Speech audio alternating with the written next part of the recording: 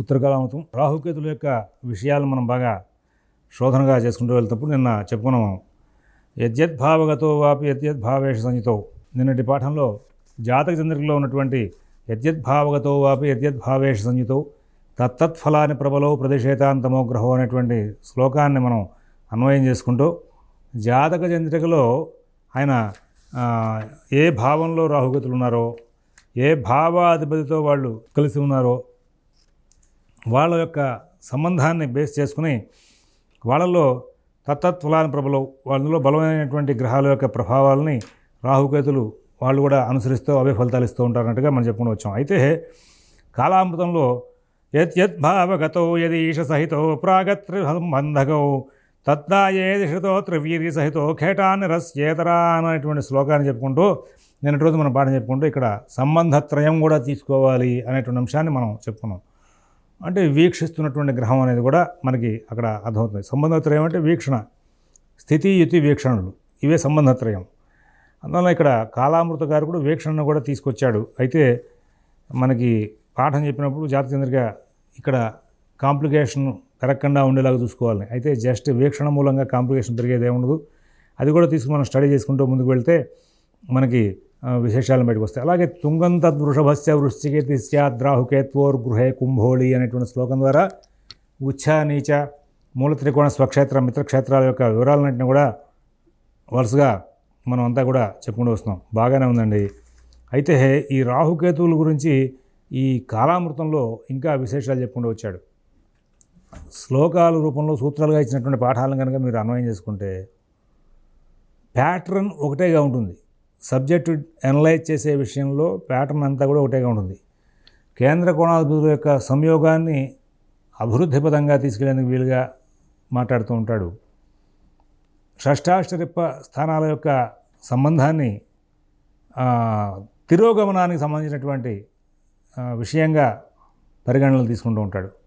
మీకు అది ఎట్లా తెలుస్తుందంటే కొన్ని గ్రంథాల్లో సూక్ష్మంగా అని పరిశీలించుకుంటూ వెళ్తే వస్తుంది. సరే, ఈ కాలామృతంలో సూత్రాలు మరి శోధన చేస్తే యాక్చువల్లీ ఎట్లాంటి రిజల్ట్స్ చేస్తున్నాయి. మీకు ఈ యొక్క మన జ్యోతిష బాలశిక్ష పాఠాలు ప్రారంభం చేయగా అని చెప్పా.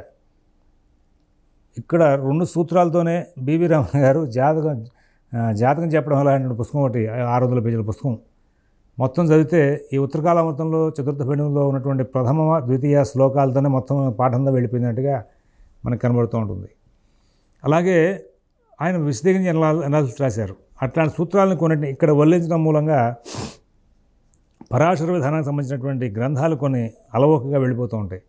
ప్రతిదీ ఎట్లా గుర్తుంటుందండి?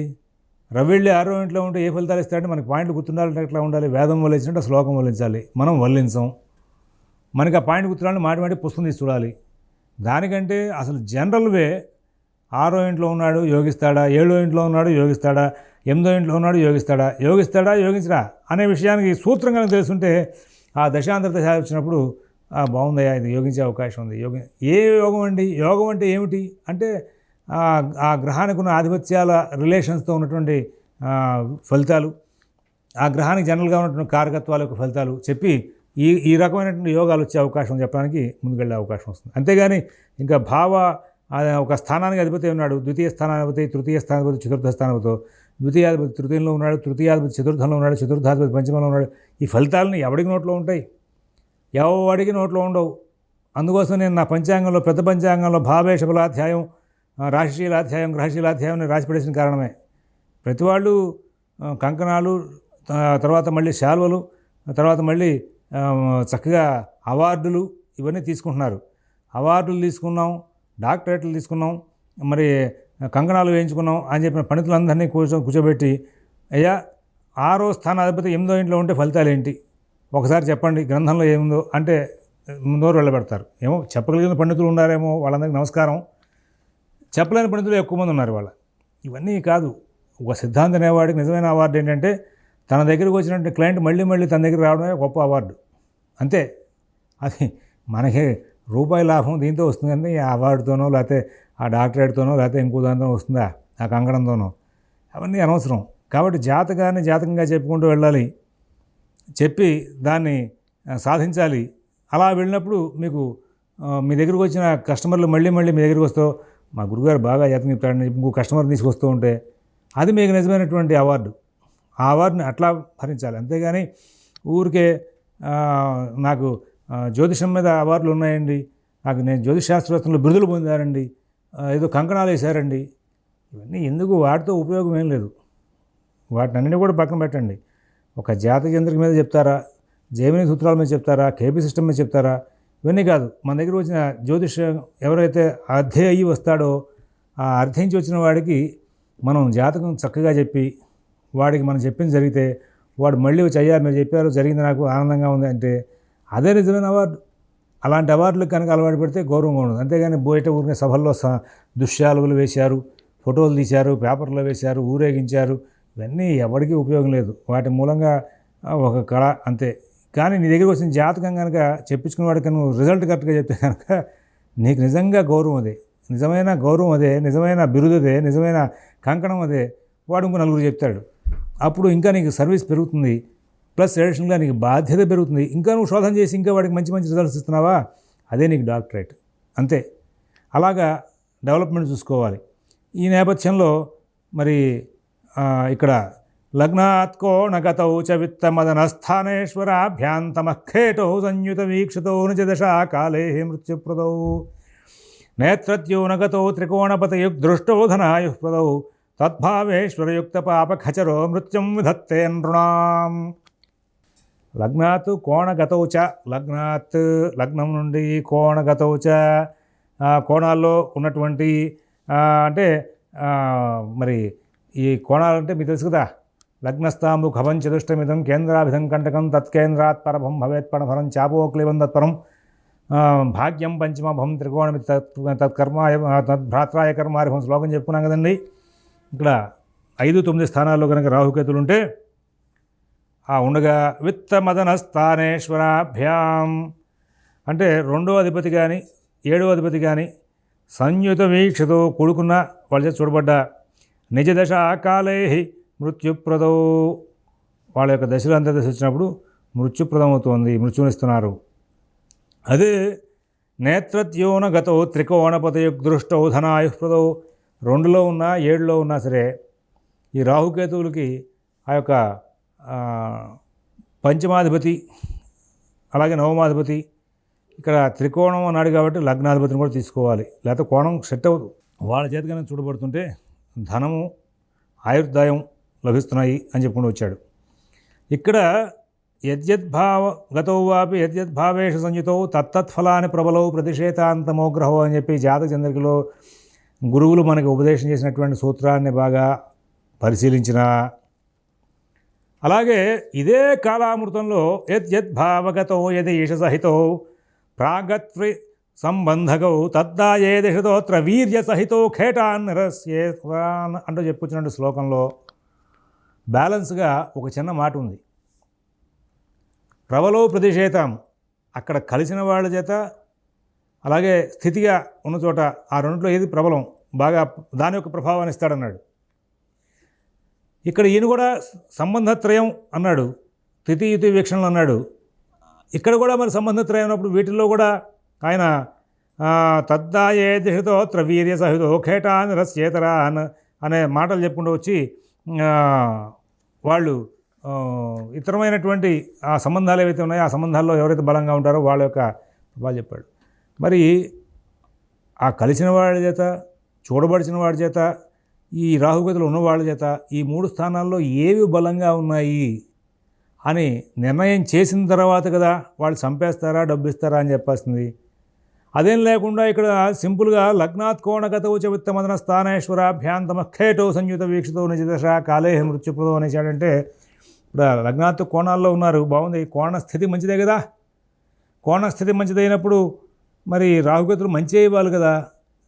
ఆ రాహుగతులు మరి విత్తమదన స్థానేశ్వరాభ్యాంతమ అంటే ఆ చూస్తున్న ద్వితీయాధిపతి కానీ సప్తమాధిపతి కానీ చూస్తున్నా అన్నాడు. ఇక్కడ ఈ శ్లోకాలకి నాకు బ్యాలెన్స్ అవ్వక నేను ప్రతి లగ్నానికి వేసుకుంటూ వచ్చానండి. నాకు ఇది పిచ్చ. ఎవరైనా ఏదైనా ఒక సూత్రం చెప్తే ఆ సూత్రాన్ని వెంటనే నేను నమ్మను. నేను BA మ్యాథమెటిక్స్లో స్టాటిస్టిక్స్ చేశాను. నేనే ప్రతిదానికి అమలు చేసుకునే అలవాటు. నాకు వేరే లగ్నాలు వేరే జాతకాలు కూడా చూడాల్సిన అవసరం లేదు. మేష లగ్నం పంచమంలో ఉన్నాడు, ద్వితీయాధిపతి చూస్తున్నాడంటే అట్లాగా సప్తమాధిపతి చూస్తున్నాడంటే ఎక్కడ నుండి చూస్తాడు, ద్వితీయాధిపతి చూస్తున్నాడంటే ఎక్కడ చూస్తాడు. ఈ చూస్తున్న దాంట్లో మరి పంచమ స్థితిలో బలంగా ఉందా, చూస్తున్నటువంటి గ్రహాలు ఆ స్థానాల్లో వాళ్ళు బలంగా ఉన్నారా అని దీని మీద నాకు బాగా శోధన పెరిగిపోయి చూసుకుంటూ రావడం అనేది అలవాటైంది. ఈ నేపథ్యంలో మేష లగ్నాన్ని తీసుకునేసరికి విత్తమదన స్థానేశ్వరాభ్యాంతమ ఖేటో సంయుత అన్నాడు కదా. మేష లగ్నానికి ద్వితీయ సప్తమాధిపతి శుక్రుడే ఉన్నాడు. ఈయన సింహంలో ఒకవేళ రాహు ఉండగా ఆ రాహువుని కనుక శుక్రుడు చూడడం అంటే మిత్రక్షేత్రంలో చూస్తాడు కాబట్టి చూసేవాడు బలవంతుడే. కానీ అక్కడ ఉన్నటువంటి స్థానం మరి బలహీనమైంది అన్నట్టుగానే భావం చేసి సరే ఓకే ఇక్కడ ఈ రూల్ అప్లికేషను వాళ్ళ దశ ఆంధ్రదేశ్ వచ్చినప్పుడు మృత్యునిస్తాడు, బాగానే ఉంది. మరి ఒకవేళ నవమంలో అంటే ధనస్సులో కనుక మేష లగ్నానికి రాహుకేతులు కనుక ఉంటే అక్కడ మిథునంలో ఉండి చూస్తున్నాడు అన్నప్పుడు దానికి కూడా ఓకే బాగుంది, చంపేసే అవకాశం ఉంది, రాహుకేతుల దశలో చంపేసే అవకాశం ఉందని ఓకే చేసేసుకున్నాను. కానీ అండి అలా అని నేను వెంటనే సాటిస్ఫై అవ్వాలా. ఎందుకు సాటిస్ఫై అవ్వలేదంటే వృషభ లగ్నానికి వచ్చేసారండి. ఇంకా వృషభ లగ్నానికి వచ్చేసరికి మళ్ళీ వెంటనే బొమ్మ తిరగబడిపోయింది. ఇక్కడ పంచమంలో లగ్నాత్ కోణగత వచ్చే విత్తమన అన్నాడు కదా, అక్కడ పంచమంలో ఉన్న రాహుకి మరి బుధుడు ద్వితీయాధిపతి చూడాలంటే కనుక కన్యలో ఉన్నాడు, నీచలో ఉండి చూస్తున్నాడు. నీచలో ఉన్న గ్రహం ఏం చేస్తాడు మరి ఇక్కడ యద్యద్భావగతో వాపి యద్యద్భావేష సంయుతో అని దాని ప్రకారమో సంబంధం లేదు ఇక్కడ. కానీ ఇక్కడ కాలమతంలో యద్యద్భావగతో యదేష సహితో ప్రాగత్రి సంబంధకో ఉన్నప్పుడు అక్కడ వీక్షణ చేస్తున్న గ్రహం, ఆ వీక్షణ చేస్తున్న గ్రహం బలంగా లేదు కదా. బలమైన గ్రహం అయితే ఖచ్చితంగా చంపేయడానికి రాహువుని ప్రేరేపిస్తాడు, చంపేస్తాడు అనుకుంటాం. ఇక్కడ బలం లేదు కదా. బలం లేనప్పుడు ఈయన ఎట్లా చంపుతాడు అనే దాని మీద నాకు అనుమానం రైజ్ అయింది. ఈ సూత్రాలని కూడా పుస్తకం చదివినప్పుడు సరదాగా చదివేయకూడదు. ఈయన తర్వాత ఏం చెప్పాడు, జాతక చంద్రికలో ఏం చెప్పాడు, ఈ శ్లోకాలకి ఇక్కడ ప్రతి లగ్నానికి అమలవుతున్నాయి కదా అని మీరు బ్యాలెన్స్ షీట్ వేసినప్పుడు మీకు చాలా చక్కటి రిజల్ట్స్ వస్తూ ఉంటాయి.